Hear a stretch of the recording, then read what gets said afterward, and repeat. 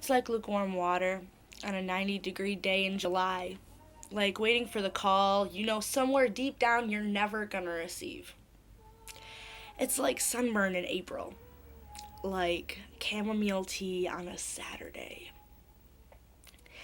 Like cigarette ashes on my bed sheets, hoping things won't just repeat, skipping class for no good reason, and just secretly hoping that I will get caught, lost. Hearts and invisible scars sitting on my roof, thinking how much more convenient it would be to just jump than to deal with all of the mistakes that I have made just this week. And how to.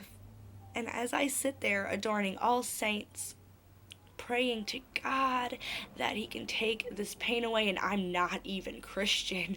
Just hoping that someone with higher power will listen. It could be God or Buddha or Krishna or Allah. At this point, it really doesn't matter who answers. I just want someone to be happy to have me, to help me. And I know how pathetic that sounds, but at least it makes me feel okay. And the condescending eyes and malevolent eyes taunting me as I walk in the oversized yet crowded room, crowded with heads and bodies and breath, all staring and standing against a wall or near it. As I enter, I take inventory of every white, dusty piece of carpet tile. 73. 73 tiles, I whisper under my breath so no one can hear me. I find an opening spot on a wall, look down at my feet, and listen to the eruptions of conversation going on around me. And out of the corner of my eye, I see him coming my way, stumbling but firm. His steps growing louder. Click, click, click. 1, 2, 3. He's next to me now, and my heart is racing. And I try to stop my mouth from curling into a grin and remain neutral. Yes, let him speak first. His voice is deep, yet uneasy, but not nervous. More like unsure of what to say. Hey, he breathes. His voice, his breath smells like mouthwash, but barely masking the smell of cigarettes.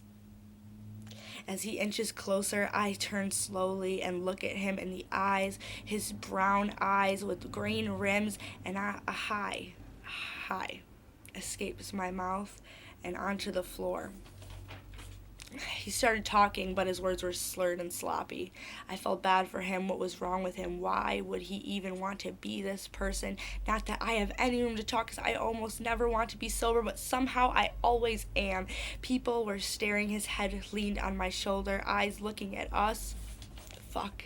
His fingers were like red and pink candle wax as they danced around as he spoke, his voice fading in and out. I turned away so I did not have to see his dark face, holding back all of the things I wanted to say like splinters in my throat and boils in my brain. I face the door and fixate on the crowd in front of it. He's still next to me, talking.